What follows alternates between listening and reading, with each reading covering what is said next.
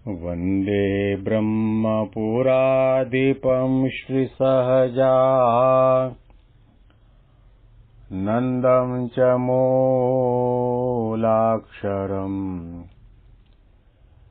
श्रेयस्कारणसद्गुणैकनिलयम् श्रीप्रागजिं भावत ब्रह्मोपासनधारकं गुरुहरिं यज्ञं तथा योगिनं प्रत्येवं प्रमुखं महन्तमनिशं श्रीजेस्वरूपं मुदा મહિમાનો મહિમા પ્રવચન માળામાં આજે 6 જુલાઈ 2024 શનિવારના દિવસે તમામ સંતો હરિભક્તોને મારા સાષ્ટાંગ પ્રણામ. જય સ્વામિનારાયણ. હેપી વચનામૃત દ્વિશતાબ્દી મહોત્સવ. હેપી પ્રમુખ સ્વામી મહારાજ શતાબ્દી મહોત્સવ. અતિ અગત્યનું વચનામૃત ગરડા અંત્યનું 12મું, જેમાં મહારાજ કરામતની વાત કરે છે. કરામત એટલે ટેકનિક. આપણા આત્યંતિક કલ્યાણ માટે મહારાજ આપણને આ વચનામૃતમાં ટેકનિક બતાવે છે.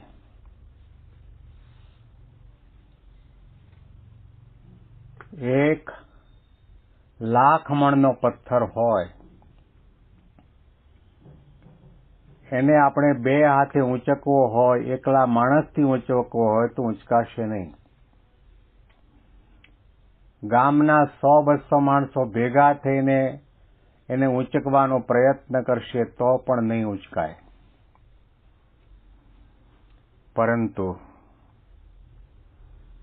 એકદમ પાવરફુલ એવી ક્રેન લાવવામાં આવે અને એક નાનો એવો બાળક પણ એ ક્રેનનું જે બટન છે એને દબાવે તો એ 1000 મણનો પથ્થર પણ ઉંચકાઈ જાય. આ કરામત અને આ ટેકનિક. અનંત સાધનો કરવા છતાં પણ આ જીવાત્માનું આત્યંતિક કલ્યાણ ન થાય, છેલ્લો જન્મ પણ ન થાય, માયા મુક્ત પણ ન થવાય, બ્રહ્મરૂપ પણ ન થવાય. પરંતુ મહારાજે અહીંયા કહ્યું કે ભગવાન અને ભગવાનના ભક્તની સાથે પ્રીતિ કરે, આત્મબુદ્ધિ કરે, એની ભક્તિની ઉપાસના કરે, એની આજ્ઞા પ્રમાણે વર્તે અને એના સિદ્ધાંત પ્રમાણે કદમ માંડે આધ્યાત્મિક માર્ગમાં, તો જેવી રીતે એક નાના બાળકની એક આંગળી દ્વારા પણ 1000 મણનો પથ્થર ક્રેન દ્વારા ઊંચકી શકાય છે, એવી રીતે બીજા ઘણા બધા સાધનો કદાચ ન કર્યા હોય તો પણ એ જીવાત્મા પોતે ભગવાનના ધામનો અધિકારી બની જાય છે. અને ક્રેન પણ હોય, એની સાથે દોરડા પણ બાંધ્યા હોય, સાંકળો પણ બાંધી હોય, અતિ પાવરફુલ ક્રેન હોય, પરંતુ એ પથ્થરને બાંધીને નીચે મજબૂતાઈથી બાંધી આપવામાં આવે તો એ ક્રેન પણ કામ કરતી નથી. ભગવાનની ભક્તિ કરતા હો, માળા કરતા હો, પૂજા કરતા હો, દર્શન કરતા હો, દંડવત કરતા હો, યાત્રા કરતા હો, યજ્ઞ કરતા હો, હોમ હવન કરતા હો, ઘણું બધું કરતા હો, પણ ભગવાનના વાલા ભક્ત, વાલા સંતો એનો દ્રોહ કરવામાં આવે, નિંદા કરવામાં આવે, અભાવ અવગુણમાં પડવામાં આવે તો મહારાજે કહ્યું કે જીવાત્માનું કલ્યાણ કોટી કાળે થતું નથી. અને ભગવાનના ભક્તનો જો દ્રોહ કર્યો તો મહારાજે કહ્યું કે એના જીવનો પણ નાશ થઈ જાય છે. આ વચનામૃતના અંતિમ ભાગમાં આપણે પ્રવેશ કરી ચૂક્યા છીએ. એ ભાગ પહેલા આપણે વાંચીએ.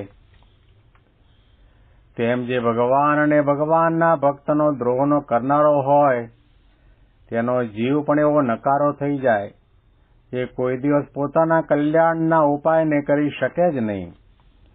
માટે એનો જીવ નાશ થઈ ગયો જાણવો. એમ જાણીને ભગવાન અને ભગવાનના ભક્તનો દ્રોહ કરવો જ નહીં. જ શબ્દનો પ્રયોગ કર્યો છે. पीपा पापन कीजिए तो पुण्य किया 100 बार, जो किसी का लिया नहीं तो दिया बार 1000. ભગવાનના ભક્તનો દ્રોહ નથી કર્યો તો તમે વંદન જ કર્યા છે. ગમે તેટલા વંદન કરો પણ દ્રોહ કરો તો ચકલીબાઈ નાઈ ગયા. સાધના માત્ર ધૂળમાં બળી જાય. એટલા માટે કહ્યું કે ભગવાનના ભક્તનો દ્રોહ કરવો જ નહીં. સ્વામીએ કહ્યું કે થાય તો સેવા કરવી, પરંતુ અસેવા તો ન જ કરવી.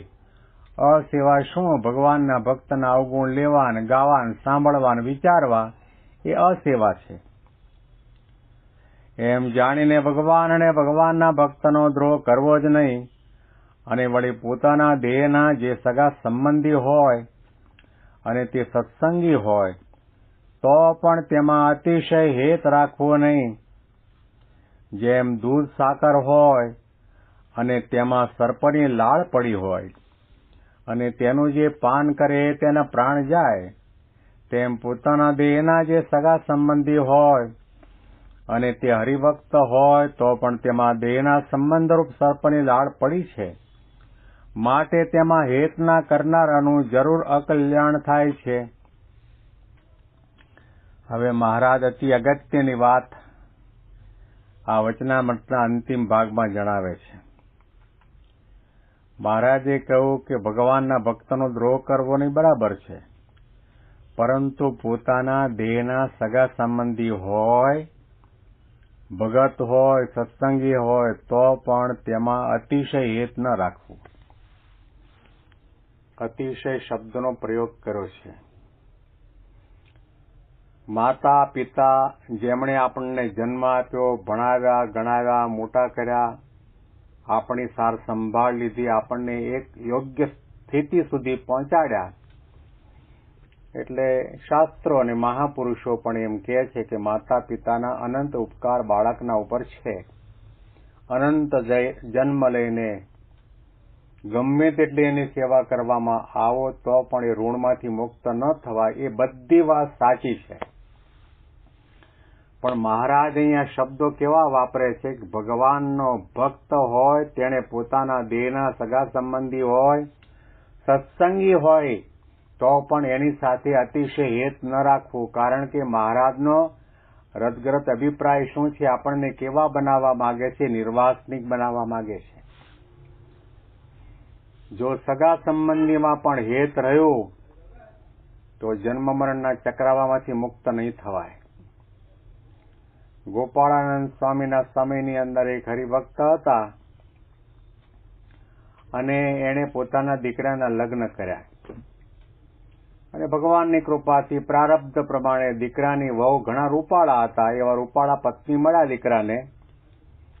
એટલે આ હરિભક્ત ગામ આખાની અંદર બધી જગ્યાએ વાત કર્યા કરે, ભગવાનની અમારા ઉપર કેવી કૃપા કહેવાય, અમે દાન ધર્માદો કરીએ, સેવા કરીએ, ચકલાને ચણ નાખીએ, ગાયોને ઘાસ નાખીએ, બ્રાહ્મણોને જમાડીએ.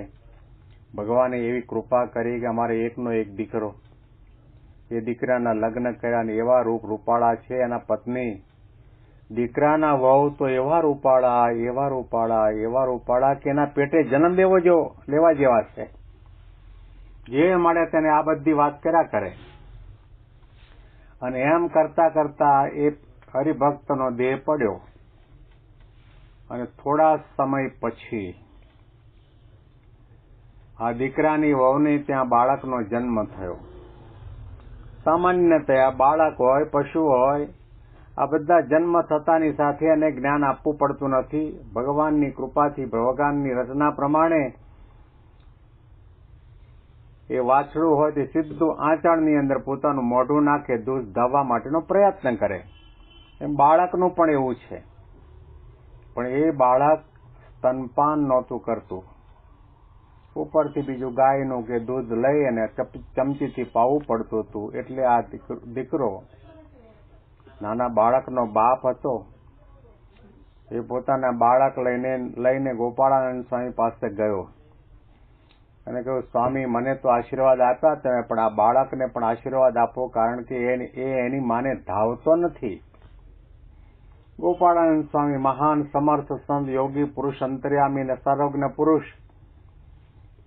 સ્વામીએ કહ્યું કે જો આ તારો દીકરો ધાવશે નહીં, કે કેમ નહીં ધાવે? કારણ કે આ તારો દીકરો નથી, તારો બાપ છે. તારા બાપને હંમેશા બધી જગ્યાએ વાત કહેવાની ટેવ હતી કે મારા દીકરાને એવા રૂપાળા કે એના પેટે જન્મ લેવા જેવો છે. તો તમારો દીકરો થઈને આવ્યા છે, એટલા માટે એ એની માને નહીં ધાવે. વાસના સત્સંગી હોય પરંતુ પોતાના સગા સંબંધીની અંદર અતિશય હેત થયું હોય, અરે એક મૃગના બચ્ચામાં હેત થઈ ગયું તો પણ ભરત રાજાને 3 જન્મ લેવા પડ્યા, તો પછી બીજાની શું વાત કરવી? શ્રીજી મહારાજ આવા શબ્દો કહીને માતા પિતા સગા સંબંધી પ્રત્યેનું પોતાનું કર્તવ્ય ચૂકી જવાની વાત નથી કરતા. તમે ભાઈ છો તો ભાઈ તરીકેનું કર્તવ્ય બજાવો, પુત્ર છો તો પુત્ર તરીકે માતા પિતાની સેવા કરો, સાર સંભાળ રાખો, વૃદ્ધાશ્રમમાં મૂકવા ન જાઓ. એ બધી જિમ્મેદારી, કર્તવ્ય, ફરજ છે, બજાવવાની જરૂર છે. પરંતુ જેવું ભગવાનમાં અને સંતમાં હેત છે એવું પ્રકારનું હેત એને વિશે ન રાખવું. અને જો એને વિશે હેત થયું, અતિશય હેત થયું, તો આપણે વાસનામાં પડ્યા છીએ અને વાસનાના કારણે જીવાત્મા માયા મુક્ત થઈ શકતો નથી, ભગવાનના ધામનો અધિકારી થઈ શકતો નથી. અને વાસના સહિત ભગવાન કદાચ કૃપા કરીને પોતાના ધામમાં લઈ જાય તો પણ આપણે સાંભળતા આવ્યા છે, વાંદરું વૈકુંઠમાં ન રહ્યું. આપણા સ્વભાવ, પ્રકૃતિ, વાસના, આસક્તિ, કામના ટળ્યા બળ્યા નહીં હોય તો અક્ષરધામમાં પણ નહીં રહેવાય. એટલા માટે સ્વામીએ કહ્યું કે અક્ષરધામમાં રહેવા એવા સ્વભાવ કરવા, એટલે કે નિર્વાસનિક થવું. તો મહારાજે કહ્યું કે સગા સંબંધી સત્સંગી હોય એની અંદર પણ અતિશય હેત ન રાખવું. કારણ કે જેમ દૂધ અને સાકર હોય એમાં કોબરા સાપની લાળ પડી હોય અને તેનું જે પાન કરે તેના પ્રાણ જાય, એમ પોતાના દેહના જે સગા સંબંધી હોય અને તે હરિભક્ત હોય તો પણ તેમાં દેહના સંબંધરૂપ સર્પની લાળ પડી છે, માટે તેમાં હેતના કરનારાનું જરૂર અકલ્યાણ થાય છે. આપણને મહારાજ ચેતવી આપે છે, જાણપણું રાખવાની જરૂર છે. અમુક મર્યાદામાં, સંયમમાં, જરૂરી પ્રમાણે, કર્તવ્ય પ્રમાણે, ફરજ પ્રમાણે હેતપ્રીત રાખવા, સાર સંભાળ લેવી, એની સેવા પરિચર્યા કરવી, એની આજ્ઞા પાળવી, બધી વાત બરાબર છે. પણ આ બધા દેહના સગા સંબંધી છે. જીવાત્માના સાચા સંત તો સંત અને ભગવંત છે, એની સાથે પ્રીતિ છે. એવી પ્રકારની પ્રીતિ બીજા કોઈ પદાર્થમાં કે કોઈ સગા સંબંધીમાં ન રાખવા. આના અનુસંધાનમાં વિશેષ વાતો આપણે આવતીકાલના પ્રવચનમાં સાંભળીશું. કાલે આપણે આ વચનામૃતની સમાપ્તિ કરીશું. જય સ્વામિનારાયણ.